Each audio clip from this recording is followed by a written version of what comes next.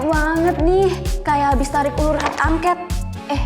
Tapi bentar-bentar, ini naskahnya sampai mana sih? Udah gatel banget nih pengen menggugat kecurangan pemilu. Ya, usulan hak angket memang terus bergulir beberapa waktu terakhir. Hal ini pun bukan hanya gosip belaka, karena beberapa fraksi ngaku bersungguh-sungguh dalam menggodok usulan hak angket ini. Bahkan, sekarang sudah sampai di Senayan. Ada tiga anggota fraksi dari PKS, PKB, dan PDIP yang menginterupsi rapat paripurna DPR RI ke-13 kemarin. Mereka minta agar pimpinan DPR bisa mempertimbangkan pengajuan hak angket sebagai bentuk perbaikan atas kualitas pemilu ke depannya. Kami berharap pimpinan menyikapi dalam hal ini, mau mengoptimalkan pengawasan fungsi komisi, atau interpelasi, atau angket, ataupun apapun, supaya pemilu ke depan, kualitas pemilu ke depan, itu harus ada hal-hal yang dilakukan dengan mengkoreksi aturan-aturan kita maupun mengoptimalkan pengawasan kita sebagai anggota legislatif yang tidak ada taringnya, yang tidak ada marwahnya di dalam pelaksanaan pemilu kemarin. Terus gimana ya respons pimpinan DPR RI soal ini? Dengar-dengar sih mereka kayak bunga yang gak mau mekar gitu. Namanya bungkam kan ya? Wakil Ketua DPR RI Sufmi Dasko bilangnya buat mengajukan hak angket itu ada mekanismenya sendiri. Jadi kalau mau bahas soal hak angket, skip dulu deh. Katanya mereka masih sibuk buat mengawal suara yang sekarang masih terus dihitung oleh KPU. Memangnya apa sih syarat buat bisa ngajuin hak angket? Oke, kita lihat dulu nih aturannya. Jadi, syarat pengajuan hak angket DPR sudah tertulis dalam pasal 199 Undang-Undang MD 3 ayat 1 yang menyebutkan hak angket diusulkan oleh setidaknya 25 anggota DPR dan lebih dari satu fraksi. Kemudian, di ayat kedua, pengusulan hak angket harus disertai dokumen yang memuat paling sedikit materi kebijakan dan atau pelaksanaan undang-undang yang akan diselidiki, serta alasan penyelidikannya. Lanjut, di ayat ketiga, usulan itu menjadi hak angket DPR jika mendapat persetujuan dari rapat paripurna DPR yang dihadiri lebih dari separuh jumlah anggota DPR, di mana keputusan diambil dengan persetujuan lebih dari setengah jumlah anggota DPR yang hadir. Nah, udah nambah pengetahuan kan? Oke, sekarang kita telusuri siapa sih sebenarnya yang pertama kali mengusulkan hak angket pemilu 2024 digulirkan? Wacana ini mencuat saat Capres nomor urut 3, Ganjar Pranowo, ditanyai soal hasil pemilu. Menurutnya hal simpel dan serius untuk menanggapi situasi pemilu 2024 adalah melalui hak angket. Ganjar menilai hak angket adalah cara terbaik untuk kondisi ini. Semenjak itu Ganjar terus mendorong bergulirnya usulan hak angket sampai sekarang. Maju tak gentar ya Pak, uhui! Ganjar berharap DPR bisa segera melakukan pemanggilan terhadap penyelenggara pemilu. Keseriusan Ganjar ini pun didukung sama partai pengusungnya yakni PDIP. Apalagi sehari setelah pencoblosan, ia bersama partai pengusungnya langsung melakukan evaluasi. Di sisi lain, Ganjar mengaku juga butuh dukungan dari koalisi paslon nomor urut 1, yakni Nasdem, PKS, dan PKB. Pihaknya ingin membuka komunikasi dengan partai dari koalisi Anies Muhaimin tersebut.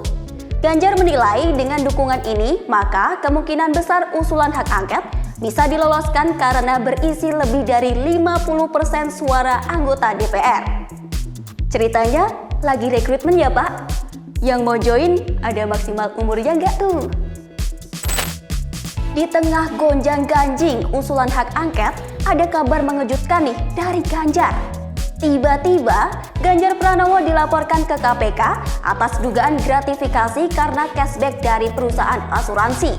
Waduh, kok bisa? Kalau kata juru bicara TPN Ganjar Mahfud, Ciko Hakim, laporan itu dinilai ditunggangi sama gerakan politik.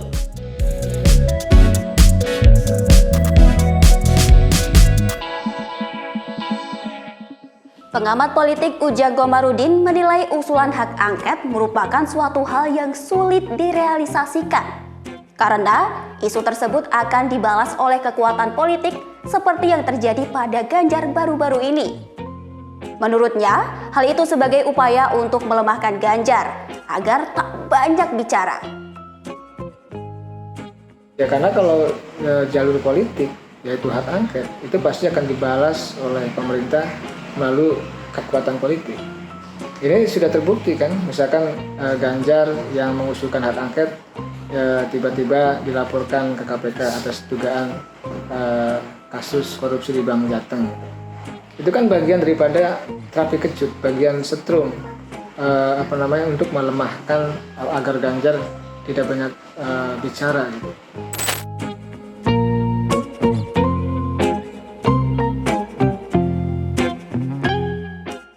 Lantas, gimana ya tanggapan parpol, presiden, atau bahkan dari pihak Anies Muhaimin? Kita mulai dari Presiden Republik Indonesia Joko Widodo. Tak banyak yang disampaikan oleh Jokowi, karena menurutnya hak angket merupakan urusan DPR. Sehingga pihaknya menyerahkan seluruh prosesnya kepada DPR. Menurutnya sah-sah saja jika mengajukan hak angket karena itu adalah hak demokrasi. Itu urusan DPR, silakan ditanyakan ke DPR. Sementara itu, Wakil Presiden RI Ma'ruf Amin juga ikut berbicara. Ma'ruf mengaku pihaknya tak menolak bergulirnya hak angket. Tapi Ma'ruf bilang ia tak ingin terlalu ikut campur dan menyerahkannya ke parlemen. Pihaknya hanya berharap supaya hal itu tidak sampai pada pembahasan pemakzulan presiden. Oh, itu saya kira saya tidak tahu itu ya, itu urusannya DPR. Ya, dan kita harapkan tidak sejauh itu ya, tidak sampai ke sana. Ya. Kalau dari parpol pendukung Ganjar Mahfud sudah mendukung digulirkannya hak angket ini. Lalu gimana ya sama para parpol koalisi paslon lainnya? Capres nomor urut 1 Anies Baswedan bilang pihaknya dan koalisi perubahan siap mendukung hak angket untuk penyelidikan kecurangan pemilu. Ketiga partai koalisinya katanya sudah mulai membahas langkah-langkah untuk menyertai inisiatif hak angket tersebut. Anies menegaskan, koalisi perubahan telah solid untuk meneruskan perjuangan yang sudah mereka mulai. Ia hanya mewanti-wanti supaya proses bergulirnya hak angket tidak berjalan terburu-buru, mengingat proses penghitungan suara masih berjalan sampai 20 Maret 2024 nanti. Meski demikian, dalam rapat paripurna DPR kemarin, Partai Nasdem dan P3 tampak belum ikut menginterupsi soal isu ini.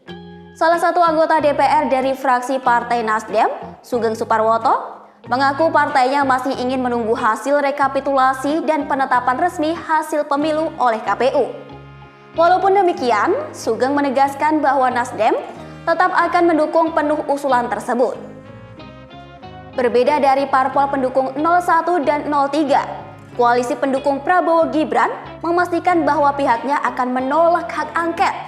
Penolakan ini disampaikan oleh Ketua Umum Partai Golkar Airlangga Hartarto, Wakil Ketua Umum PAN Yandri Susanto, dan Ketum Partai Demokrat Agus Harimurti Yudhoyono.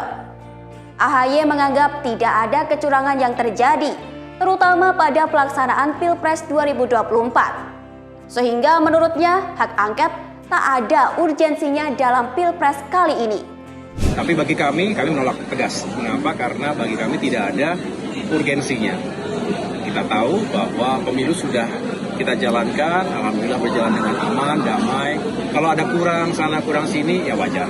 Tapi kalau melihat dari hasil, paling tidak bukan hanya quick count, tetapi penghitungan fisik sampai dengan hari ini, memang pasangan Prabowo Gibran itu memiliki nilai yang signifikan jauh lebih tinggi dibandingkan dua kandidat atau dua pasangan lainnya. Ini sebuah realitas. Pro kontra soal hak angket tak hanya bergulat dalam kubu elit politik. Ternyata selama sidang paripurna DPR lalu, sejumlah massa menggelar demo di depan gedung DPR. Ada dua kubu dalam aksi tersebut. Ada massa yang disebut Gerakan Keadilan Rakyat yang mendesak adanya percepatan hak angket dan audit forensik terhadap Sirekap KPU. Massa ini tampak kompak mengibarkan bendera hitam selama orasi berlangsung.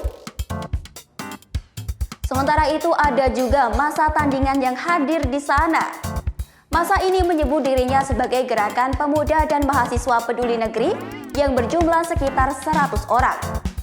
Mereka membawa 4 tuntutan, salah satunya soal penolakan hak angket. Massa ini menilai hak angket hanyalah sebuah kepentingan politik dari kelompok tertentu yang hanya akan membawa negara dalam ketidakpastian. Kedua massa yang saling bertolak belakang ini saling menyuarakan pendapatnya di depan gedung DPR, hanya terpisah oleh blokade beton dan barisan polisi. Widih, jangan lupa habis demo saling maaf-maafan ya guys. Pengamat politik Ujang Komarudin menyebut tarik ulur persoalan hak angket dinilai menjadi suatu hal yang rumit dan berat. Apalagi pemerintah akan terus berupaya agar hak angket tidak dapat dijalankan. Sehingga bisa saja parpol yang awalnya getol menyuarakan hak angket lambat laun akan melunak dan memilih ikut dalam pemerintahan. Oleh karena itu ya tarik-menariknya kencang. Oleh karena itu ya pertarungannya akan kencang. Dan sebelum hak angket itu katakanlah diloloskan di Senayan, di parlemen, pasti kubu pemerintah akan mencari-cari, mohon maaf ya, kesalahan-kesalahan dari pihak-pihak yang mendorong hak angket itu, sehingga ya agar hak angket tidak jadi. Jadi saya meyakini hak angket ini sulit tidak jadi, apalagi ya, hak angket ini punya waktu cuma 6 bulan di anggota DPR saat ini, artinya akan sulit bisa direalisasikan. Kesiur hak angket yang belum ada kepastian kian menuai dilema. Di sisi lain, naskah akademik telah disusun sedemikian rupa, bahkan sampai berpuluh-puluh lembar untuk membuktikan dugaan kecurangan pemilu. Tapi, dalam satu momen juga, Cawapres nomor urut 3 Mahfud MD menyebut hak angket tak akan mengubah hasil pemilu. Lalu, apakah hak angket mampu memberi transparansi dugaan kecurangan pemilu? Jawabannya, tidak ada yang tahu.